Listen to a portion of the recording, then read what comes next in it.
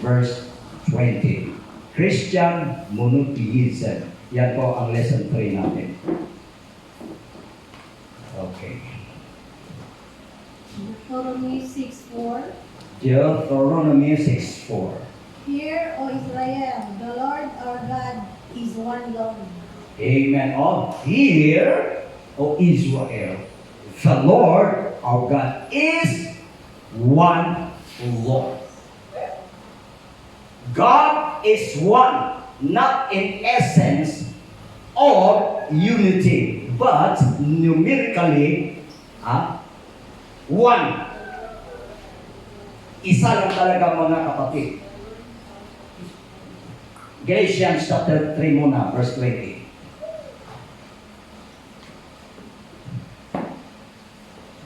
Now a mediator is not a mediator of one, but God is one. Galatians chapter 3, verse 20. Oh, ulit. Now a mediator is not a mediator of one, but God is one. God is one. Ayan. So, yan po mga kapatid, pinatutunayan po ng banal na kasulatan, isa lang talaga siya. Wala nang iba. Ngayon, pagdating sa tinatawag na usaping Godhead o pagka-Diyos, very controversial topic siya. Kasi mayroong tinatawag na iba't ibang paniniwala. Yung mayroong tinatawag na oneness at saka Trinitarians. Kasi yung oneness, believing only in one God and three manifestations. While the Trinitarians believing in one God and three separate and distinct persons. Ayan, pag-aralan din natin yan mga kapatid para hindi po tayo malilito. At the same time, kaya po nating tindigan ang ating paniniwala ayon sa Biblia. Hindi naman tayo mga kapatid naninindigan sa galing ating teorya, sa galing ating ideya. Naninindigan po tayo kung ano po ang sinasabi ng mga salita ng Diyos. Kasi ang mga salita ng Diyos, mga kapatid, unshakable yan. Settled in heaven forever and ever. Heaven and earth shall pass away, but the Word of God remains forever. Kaya, manatili po tayo sa salita ng Diyos. Mga rehelyong paniniwala sa monotheismo. Now, may itong Judaismo, mga Judaism, kaya itong Judaism, mga Judaismo o Judaism, ang paniniwala sa iisang Diyos lamang na ang pangalan ay si Jehovah o Yahweh. O maraming katawagan mga kapatid, isa lang talaga paniniwala. Ang mga Hudyo, Judaism yan mga kapatid. No? Kaya nga, hindi nila matanggap yung pagkatawang tao ng Diyos na naparito dito sa lupa. Kaya tingnan nyo, mga kapatid, anong ginawa nila sa ating Panginoong Yesus? Tinakwil nila. Hindi nila tinanggap, hindi sila naniniwala. Dahil ang kanilang paniniwala, isa lang talaga ang Diyos. Tama naman yan. Pero ang hindi nila matanggap mga kapatid, napakaliwanag naman ang sabi ng banal na kasulatan. 1 Timothy 3:16. Tingnan nyo. Sige nga.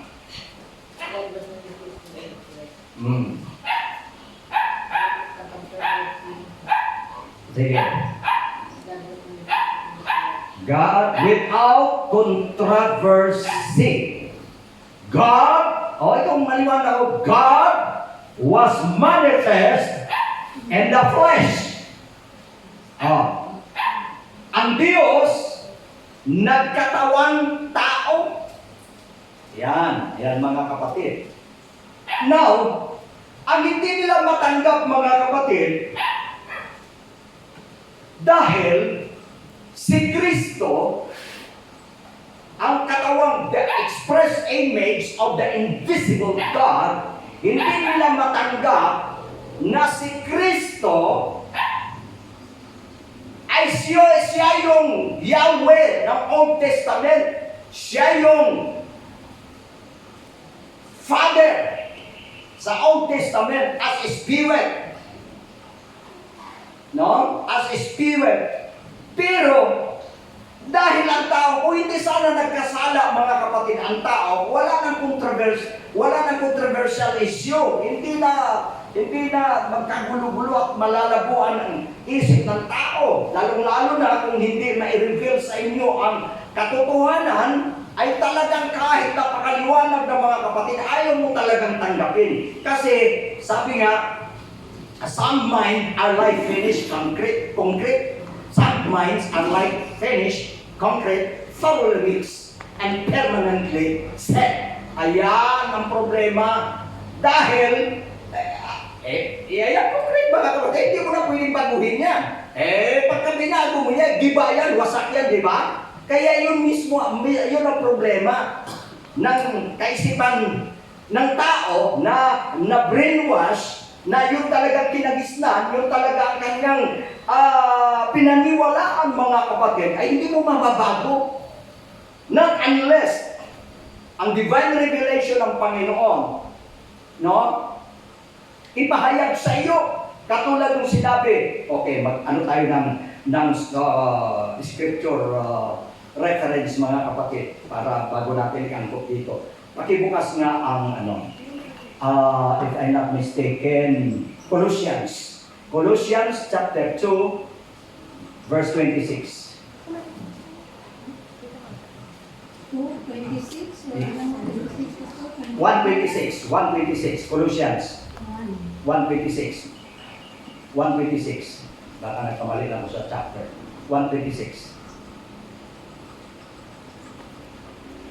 Even the mystery Ayon, tama. hid from ages and from generations, but now is made manifest to his saints. Tingnan nyo ha. Liwanagin natin. Sabi doon, even the mystery which had been hid from ages and to generation, that now are manifest to the saints. So, yung hiwaga, ito yung hiwaga. Ito yung hiwaga, mga kapatid, na inilihim, itinago sa lahi, sa napakaraming henerasyon at lahi. Pero thank God, dumating ang tamang panahon na ipinahayag sa kanyang mga banal. Kaya hindi po, mga kapatid, hindi po ipinahayag, pinakilala sa lahat. Dahil yun lamang pinahayagan ng hiwaga ng Panginoon. At sino yun? Yung mga banal.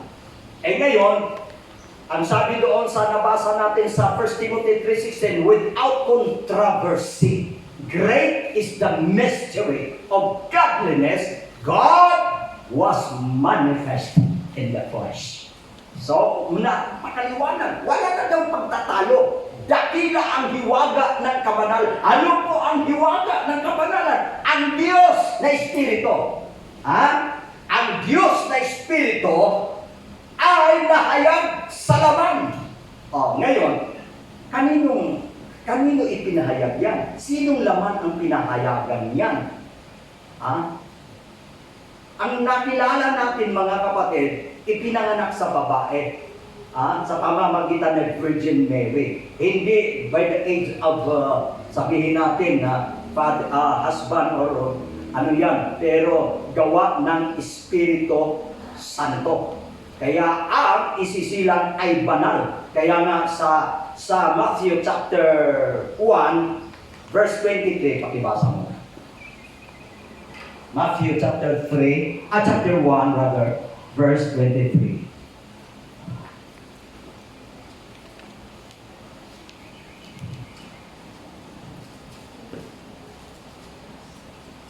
Matthew 1:23, behold, the virgin shall be with child, and shall bring forth a son, and they shall call his name Emmanuel, which being interpreted is God with us. Yan, tignan nyo, napakaliwanag. Which being interpreted, God is with us. Now, Isaiah 9:6. kung sino yung bata na yan na ipapanganak, isisilang. No? Dahil hindi nila matanggap.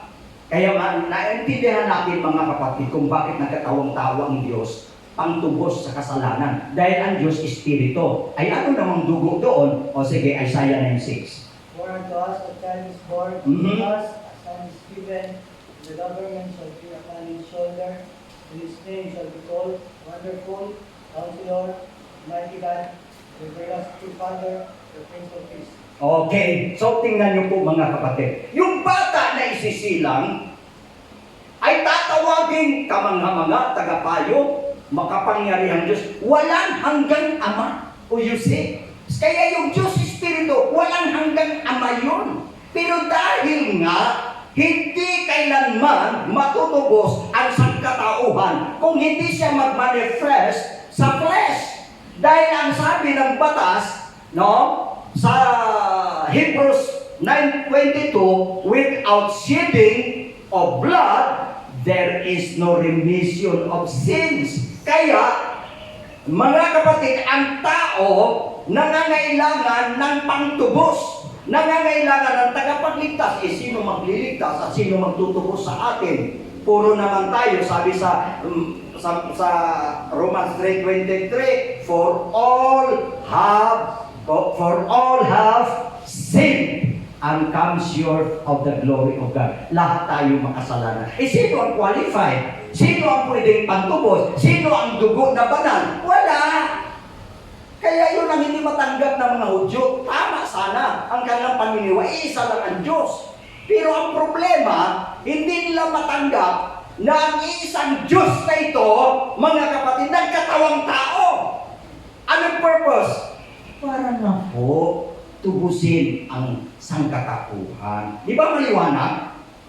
Hindi naman mga kapatid, hindi naman contradiction ito eh.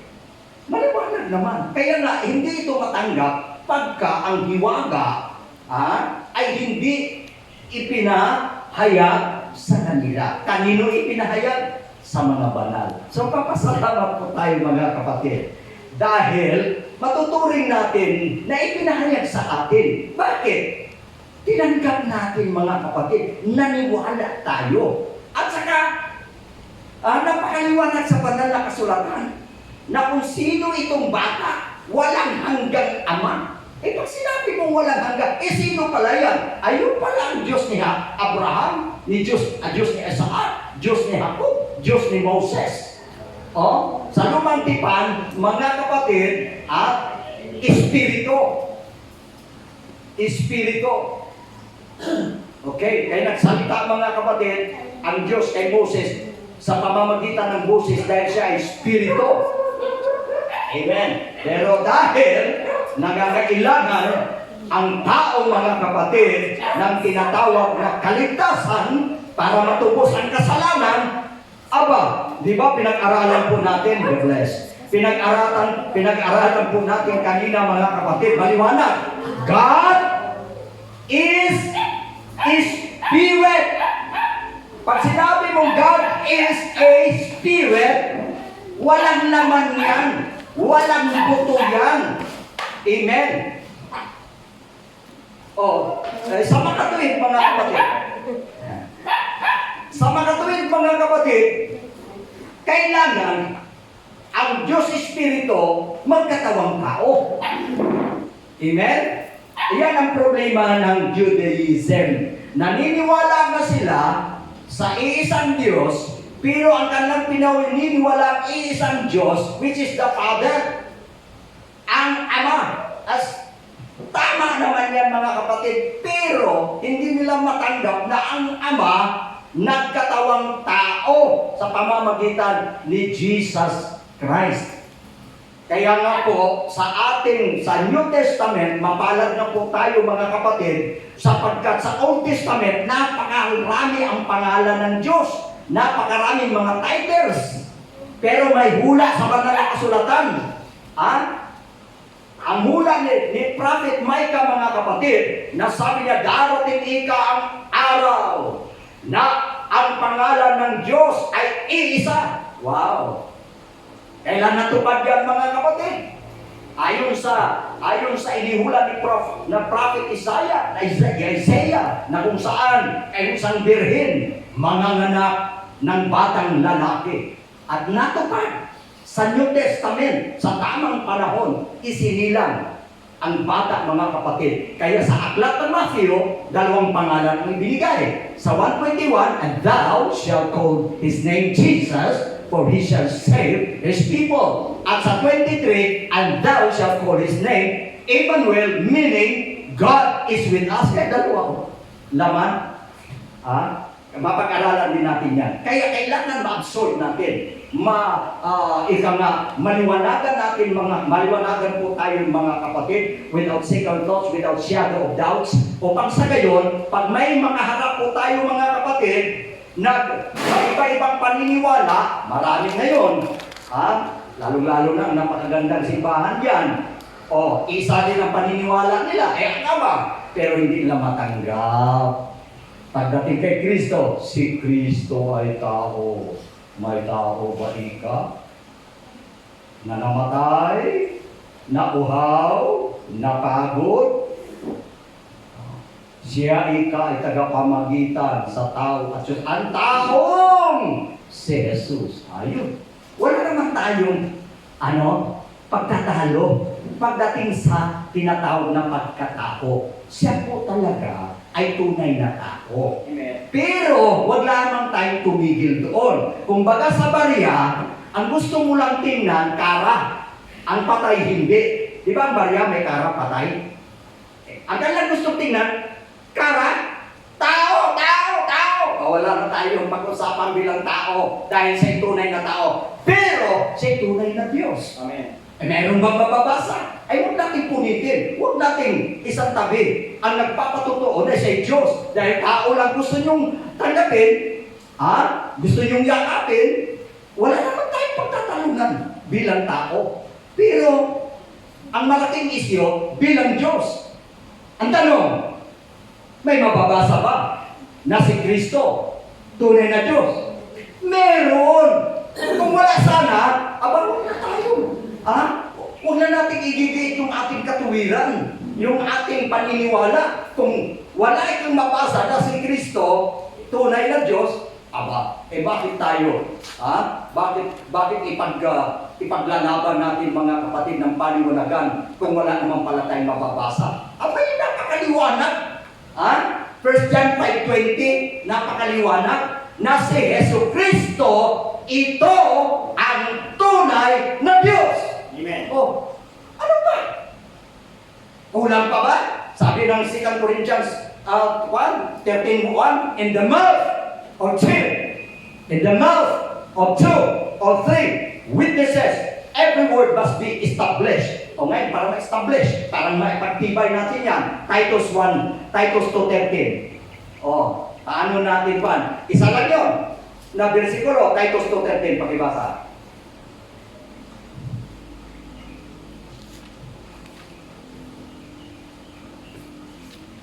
Looking for the blessed hope Mm. and the glorious appearing of the great God, our Savior Jesus Christ. Tingnan nyo.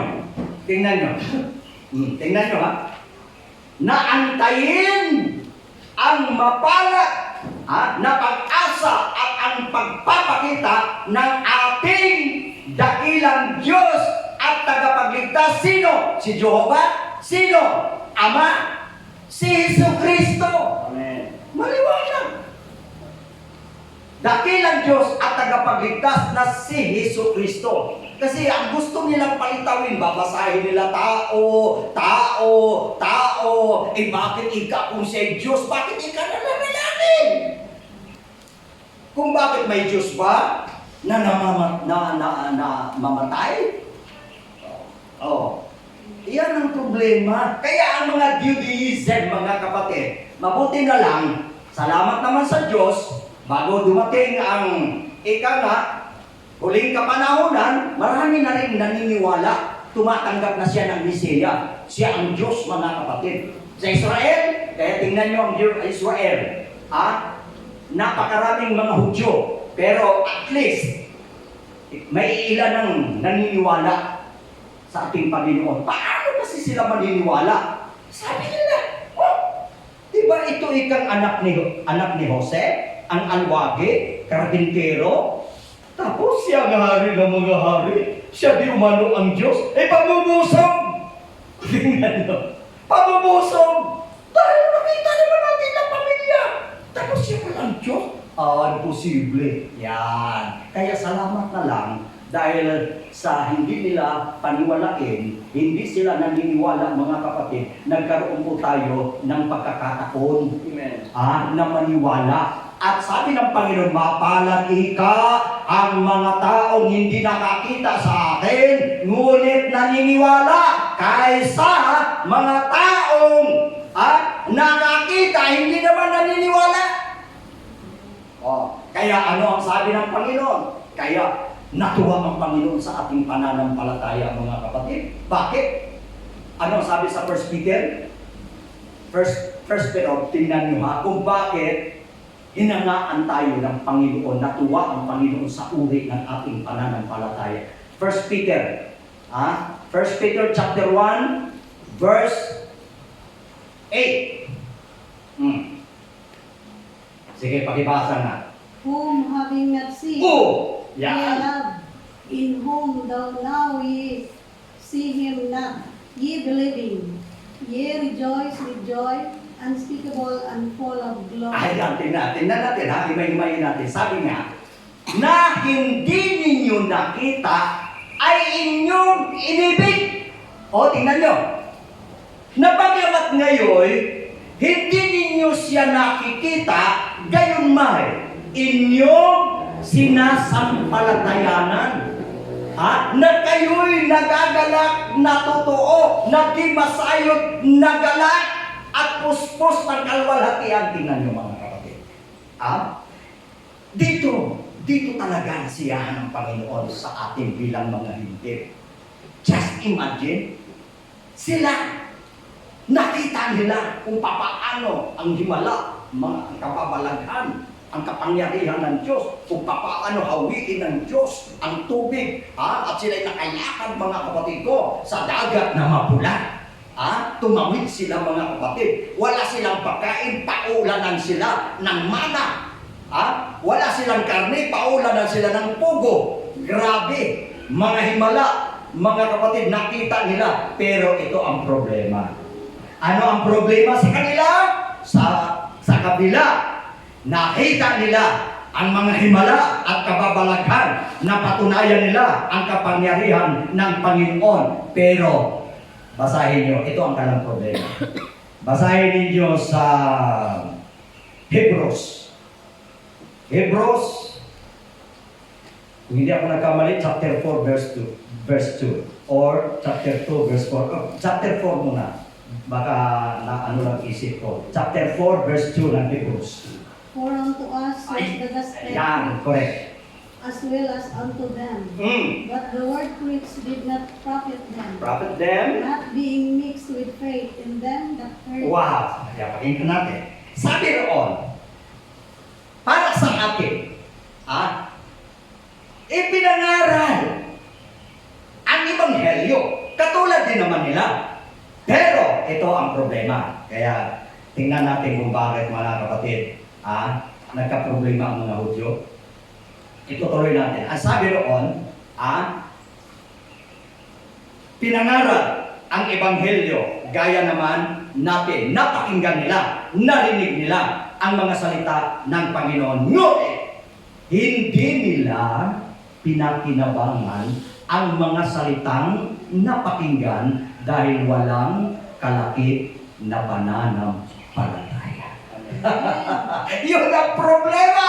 Pero sa atin mga kapatid, hindi natin nakita, inibig natin siya. Kahit hindi natin siya nakikita, naniwala tayo sa Kanya. At ang kinatutuwa pa ng Panginoon, ang uri ng ating paniniwala, demonstrate ko sa inyo mga kapatid. Hindi ba, pagka hindi mo nakikita, hindi ka excited. Pag hindi mo nakita, hindi ka talaga excited. Oo. Sino ba namang ma-excite na? Wala ka namang nakikita. Pero iba tayo mga kapatid. Hindi natin nakita, ha? Excited tayo. Galak na galak pa. Ang sabi ng Biblia, talagang totoong nagagalak at di masayang na kagalakan. Hindi mo nakita. Pero sila nakita. Walang kalapit na pananakay, nasuya ang Diyos sa kanila. Kaya salamat na lang, mga kapatid. Dahil kung tinanggap nila, antimano, sorry na lang. Kung hindi tayo kabahagi sa plano ng Diyos, sorry. Kung halimbawa, naparito, sabi ng Panginoon, ako ikay naparito sa kanang akin, sa aking sariling bayan. Dapat hindi ako tinanggap ng aking sariling bayan. Kung may ibang pumarito, siya yung tinatanggap. Kaya nasuya ang Panginoon. Pero sa atin, wow! Talagang na-impress ang Panginoon. Sabi niya, hindi basta-basta ang paniniwala ng mga hintil na ito. Katulad halimbawa. Sabi nga naman, tingnan nyo, napakasakit. Nagkaroon ng tinatawag dialogue, conversation mga kapatid, ang hintil at ang Panginoon. Nagmamakaamo ang Syrophoenician woman. Okay? Now, sabi niya, hindi ako naparito sa mga aso. Ha? Ang tinapay ay hindi nararapat ibigay sa aso. Oh? Ang tinutukoy niya ang mga Gentiles. Pero ang tugon ng hintil na itong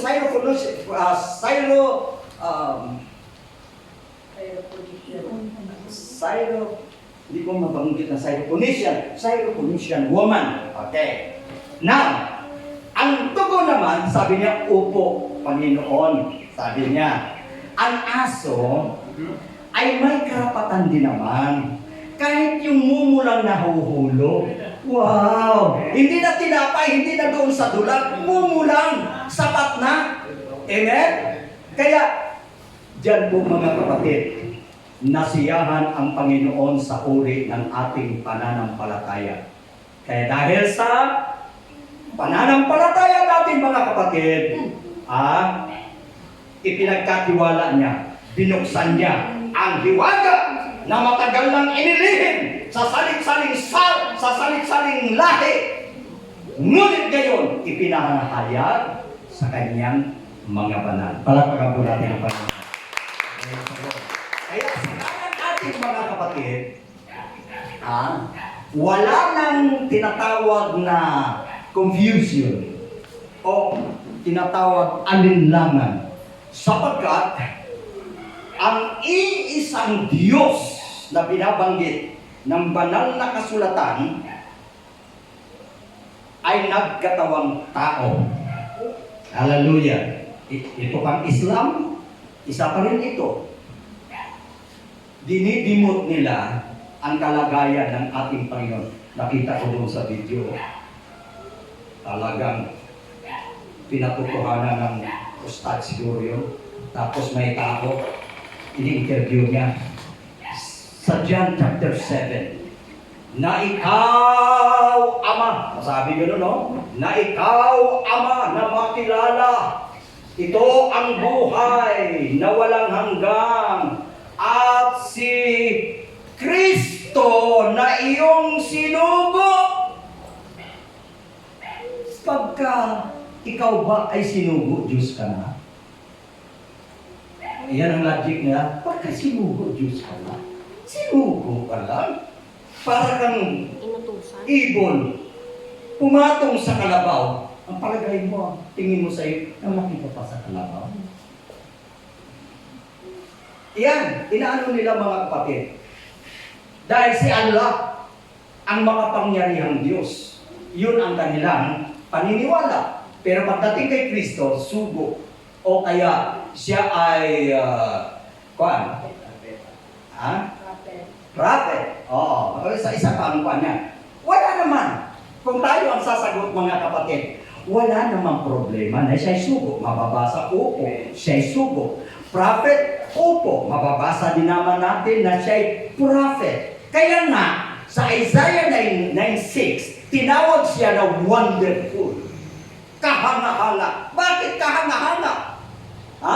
Pwede siya maging tao, pwede siya maging Diyos, pwede siya maging sugo, pwede siya maging propeta, pwede niyang dalhin ang lahat, mga kapatid. Amen. Pero ang problema sa kanila, pagkapatunayan, mabasa na si Kristo Diyos, ayaw nilang tanggapin. Aba, unfair. Hindi po namin ikinakaila, itinatatwa, itinatakwil na mayroong sugo, tama, propeta, tama. Dahil ang Panginoon, maraming mga titulo. Maraming mga titulo ang Panginoon. Everybody say praise the Lord. Praise the Lord. Para bang si Marie Flor, midwife na, teacher pa. Teacher pa. Mother pa. Oh, kita mo, ibig mong sabihin, may tatwa mang katotohanan na totoo naman, na midwife siya, totoo naman, teacher siya, totoo naman, na mother siya. O bakit mo ipagkaila? Ganun ang Panginoon. Pero ang muling tanggihan na sinasabi ng salita ng Panginoon na siya yung walang hanggang Ama. Amen. Amen. Ang kala pinipili lang nila. Grabe talaga, yung ustads, no? In-interview na, nangangaral yung ustads. Nangangaral na. Sabi niya, sugo. Kung sugo, Diyos na ba? Sabi nung in-interview, ay hindi. Tama. Dahil si Kristo sugo, tao. Pero, pag sinabi bang tao, Diyos na. At tingnan nyo, kaya kang nakakabagping minsan na nakakainis minsan pakinggan pa. Pero sa ating mga kapatid, marami siyang titulo. Tinatanggap natin yan. Dahil sa atin, walang contradiction sa banal na kasulatan. Ang lahat, sabi nga, all scripture is given by inspiration of God and is profitable for doctrine, for reproof, for correction, for instruction, and righteousness. Kaya lahat ng kasulatan, mapapakinabangan. Kaya wala tayong dapat na itabi o hindi paniwalaan. Bakit? Ang sabi sa Revelation 22. Sige nga, 18 and 19. Revelation chapter 22.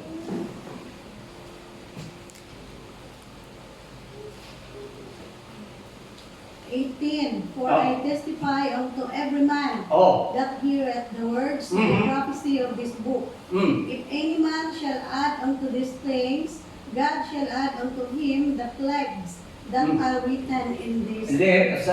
Sunod, next verse, 19. And if any man shall take away from the words of the book of this prophecy, God shall take away his part out of the book of life, and out of the holy city, and from the things which are written in this book. Ayan, napakaliwanag mga kapatid, na wala tayong dinadagdag, wala din naman tayong binabawas. Pinaniniwalaan natin. Yan ang nakasulat sa banal na kasulatan. Kaya kung marami man siyang titulo, tama lang, hindi nagsinungaling ang Biblia. Dahil tinawag siyang wonderful, kamangha-mangha. Bakit siya kamangha-mangha? Tao pa, Diyos pa. Laman, Espiritu pa. Kamangha-mangha. Ngayon, mababasa laman, mababasa Espiritu meron. Sila, one-sided. Tingnan niyo. Isa lang yung Diyos. Ito rin katulad din ng Iglesia, yung Islam, katulad din Allah. Ito naman, Ama. Ngayon, ayaw nilang tanggapin. Ang kanila, ito, sa Timothy 2:5, na sabi roon, sige, 1 Timothy 2:5, sige mo na para at least ma-1 kayo, ma-inform kayo dyan sa... Okay, sige, 1 Timothy 2:5. For there is one God and one mediator between God and men, the man Christ Jesus. Ayan. Andyan sila magaling. Yan talaga ang niyayakap nila bilang patotoo sa kanilang doktrina na hindi talaga mababali ang kanilang tinatawag na paninindigan. Tao si Kristo. Mayroon ikang tagapamagitan sa Diyos at tao. Ang taong si Kristo. Tapos, meron pa silang pinakapaboritong verse. Yung sinasabi, sa 8:40 ng Juan. Sige, para at least ma-inform kayo. Para magkaroon kayo ng additional knowledge. Kasi kapag na-encounter natin ang mga ito, mayroon tayong bala. Okay, sige, 8:40 ng Juan. But now ye seek to kill me, a man that had told you the truth, which I have heard of God. This did not Abraham. Okay, tanyo. Tingnan nyo. I-cross-examine ka kagad. Si Kristo ba ay nagsasabi ng totoo? Aba, hindi. Alam mo nung sabi, hindi! Ibig sabihin sa'yo sinungaling si Kristo. Kaya dyan, ano ka nila, ibibigay ka na sa bitag. Nagsasabi si Kristo na totoo. Siya mismo ang nagsalita. Siya mismo ang nagsabi. At ano ang patotoo ni Kristo? Bakit ninyo akong pinagsisikapang patayin na taong nagsasaysay sa inyo ng katotohanan? Diyan sila magaling. Pagdating sa tao magaling sila. Magaling sila dyan. Pero huwag kayong magpapataranta. Huwag kayong magpapataranta. Huwag kayong magpanik mga kapatid sa ganong mga pananalita o sa mga talatang binibigkas nila. Dahil panindigan natin mga kapatid, tunay naman, wala tayong pagtatalunan. Naniniwala kami na tunay na tao, totoong tao si Kristo. Oo. Pero, siya rin po ay totoong Diyos. Ngayon, paniwalaan ba ninyo yung sinabi ng Biblia na nagpapatotoo na si Kristo ito ang tunay na Diyos? Hindi! Kanya, tingnan mo. Magaling ka lang sa inyo. Gusto nyo i-diit yung inyo at tanggapin namin at paniwalaan. Itong sinabi mismo ng banal na kasulatan na si Diyos ayaw nyong tanggapin. Wala tayong magagawa. Kung i-diit ninyo yung inyong paniniwala ay hindi ko rin isusuko ang aking paniniwala. Kaya ang napakaganda, huwag nating dagdagan, huwag nating bawasan. Kasi ang nagdadagdag, sabi ng banal na kasulatan, sasalutin. Imbis na maligtas ka, dahil sasalutin, hindi ka tuloy maligtas dahil nagdadagdag ka. O ano ang sabi sa akuan? 36 ng Proverbs. Huwag mong dadagdagan ang aking mga salita. Baka sawayin ka at masunduan kang sinungaling. Kita. Maliwanag, huwag mong dadagdagan. Huwag mong papawasan. Kaya ngayon, kung ayaw mo paniwalaan Diyos si Kristo, ay pinabawasan mo. Di ba? Sa amin naman, hindi naman totoo naman tao. Pero problema sa inyo, pagdating sa Diyos, ayaw kayong maniwala.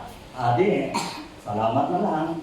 Kung ganun, ang Panginoon na lang ang magbubukas ng ating pag-iisip kung ganun ang inyong paniniwala. Kaya ito ang problema ng mga Israelites.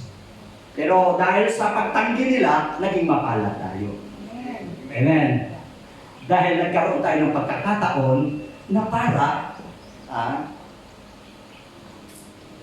nagkaroon tayo ng pagkakataon mga kapatid na para mapaglingkuran natin siya, para siya ay ating parangalan. Tayo ngayon, ang mga gagamitin ng Panginoon, mag-advertise para sa kalwalatian ng Panginoon. Dahil talagang pinaninindigan natin mga kapatid at hindi mapapasubalian ang katotohanan na si Kristo, ito ang tunay na Diyos at buhay na walang hanggan. Ngayon, gusto pala natin, kaligtasan, gusto pala natin magmamana ng buhay na walang hanggan. Ngayon, ang sabi ng Biblia, ang sino mang, di ba sa John 3:16? For God so loved the world that He gave His only begotten Son, that whosoever believeth in Him shall not perish, but have everlasting life. And he that, sa next verse, and he that believeth not shall condemn already. Delikado. Ang hindi naniniwala kay Kristo, hinatulan na. Dito pa lang sa lupa, yun ang sinasabi, buhay ka ba? Patay ka na pala. Bakit hinatulan ka na? Dahil hindi mo tanggapin si Kristo bilang Diyos at tagapagligtas, tao. Sabi niya, kung hindi mo siya tanggapin, hinatulan ka na. Ayan sabi sa John 3:17. Hinatulan ang ayaw maniwala kay Kristo. Pero, ang tumatanggap at naniniwala kay Kristo, hindi na antayin mo bang, ito ha, ang sabi ng iba, hindi ko alam kung ligtas ako o hindi. Hindi ko alam kung, siguro, alam na natin kung ligtas tayo o hindi pag nandoon na tayo nandoon na tayo sa presensya niya, sa kanyang kaharian, doon natin mapagtanto kung tayo ay ligtas o hindi. Mga kapatid, kung halimbawa doon pa natin malalaman, sayang yung pag-aaral natin dito. Sayang yung paniniwala natin dito. Dito pa lang, amen? Amen. Dito pa lang, kailangang maniwala ka na ikaw ay may buhay na walang hanggan. Amen. Dahil kung antayin mo pang mamatay ka at sabihin mo, ay may impyerno pala, ay may walang hanggan pala, ay wala nang pagkakataon. Ito ang pagkakataon. Kaya nakadepende. Ano ba ang paniniwala mo? Naniwala ka ba kay Kristo na siyang tagapagligtas? Pag hindi, ilatulan ka na. Kaya yung masakla. Kaya papasalamat tayo mga kapatid. Masakit ano? Imbis na siya ang first and the last, Alpha and Omega. Pero ang ginagawa ng iba, dinidimok nila. Sabi ni Kristo, ako ang una at huli. Ang pasimula at ang wakas. Nako. Itong mga Trinitarian brethren, mga kapatid, ang nakakalungkot din, sa kanila, pag-usapan natin sa susunod na marami tayong mga dapat pag-usapan. Kasi importante mga kapatid, maging sold out tayo sa ating paniniwala. Hindi yung para bagang hangin mga kapatid na pinapagpag sa magkabi-kabila. Dahil ang ating paninindigan mga kapatid, ayon sa sinabi ni Apostol Pablo, na tungkol sa ebanghelyo na inyong tinanggap, na siya naman inyong pinananatilihan, na sa pamamagitan naman nito'y ligtas kayo. Walang alinlangan. Palakpakan natin ang Panginoon. Kung nanatili tayo mga kapatid ko, sa araw ng mga apostol, sinusunod natin ang kanilang aral, ang kanilang turo, walang alinlangan. Ano sinasabi ni Pablo? Kung kayo, ay nananatili maliban kung kayo'y nagsisampalataya ng walang kabuluhan. Hindi walang kabuluhan ang ating paniniwala kay Kristo. Amen. Amen. Naniniwala tayo mga kapatid, kaya ang Diyos nagkatawang tao. Dahil ang tao, wala pong hindi po qualified mga kapatid na pwedeng pantubos sa kanyang kapwa-tao o kaya panghugas ng sala ng mundo. Wala. Kaya ang Diyos, sabi nga sa 1 Timothy 3:16, wala nang pagtatalo. Sabihin natin, wala nang pagtatalo. Wala nang pagtatalo. Ang Diyos na Espiritu, ang Ama, ang makapangyarihang Diyos. Amen. Siya ay nagkatawang tao sa layunin para matubos ang kanyang sangkatauhan, ang mga nilalang. Yan ang dahilan. Kaya, mapag-aralan natin ng mabuti mga kapatid without second thoughts or without shadow of doubts, yung ating faith mga kapatid, safe po tayo. Amen. Ang ating paniniwala, walang kaduda-duda. Para langit talaga ito. Kasi ang lahat naman mga kapatid, walang ibang minimithi, kundi maligtas ang kanilang kaluluwa. Pero sa galang natin, dahil sinusunod natin ang aral ng mga apostol, at wala namang alinlangan, ligtas kayo kung matyaga ninyong paninindigan, maliban kung kayo'y nagsisampalataya na walang kabuluhan. Everybody say praise the Lord. At isa pa mga kapatid. Okay. Lastly. At isa pa mga kapatid. Sino ba ang mga tinawag ng Panginoon? Ang nakakalito minsan at nagmamarunong pa itong mga hindi naman tinawag, hindi naman sila ang iniwangan ng hiwaga ng Panginoon. Ito pa ang mga magagaling. Ito pa ang gagaling na magkaroon ng tinatawag na mga ideya na yung man-made doctrine. Sa unang siglo mga kapatid, ang unang tinawag niya mga apostol, talagang binuhos niya ang 3.5 years para turuan, hubugin at ilahad ang hiwaga ng katotohanan sa mga apostol. Kaya nung naibahagi niya, talagang pinanindigan na ng kanyang mga disipulo, ito na ang kanyang iniwan. Galatians 1:8, kahit mak kami, pakinggan niyo, kahit mak kami, anghel, mula sa langit, mangaral sa inyo ng ibang ebanghelyo na iba sa aming itinuro sa inyo, itakwil. Maliwanag? Amen. Pagkatapos, ang galing pa na mag-reason. Sino ang ating paniwalaan? Sino ang ating susundin? Si Kristo o ang mga apostol? Si Pedro lang nagsabi niyan. Nakita niyo? Ha? Ang galing na yung mga tuwiran. Pero sa totoo lang mga kapatid, kahit ano pang katuwiran ng tao, kung manindigan tayo sa katuwiran ng Diyos, hindi yan uubra. Palagpagan natin ang Panginoon. Huwag mong dadagdagan, huwag mong babawasan. Dahil ang magbabawas, mawawala ng buhay, mawala hanggan. Ang magdadagdag, sasalutin, puro disgrasyang abutin ng magdagdag at ng magbabawas. Dagdag bawas. Pero accept it. Kung ano yung nakasulat sa Biblia, paniwalaan mo. Tama yan. Wala tayong dapat tutulan. Wala tayong dapat itapon. Everybody say amen. Amen. So salamat mga kapatid. We are now out of time. At salamat po sa ating Sunday School at Harinawa.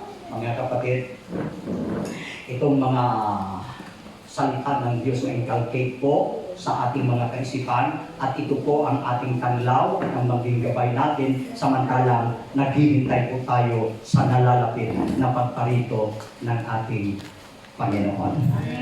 Hallelujah. Hantayin ang mapalad na pag-asa at ang pagpapakita ng ating dakilang Diyos at tagapagligtas na si Jesus Cristo. Palakpakan po natin ang ating Panginoon. Tumayo po tayo lahat, purin ka o Diyos.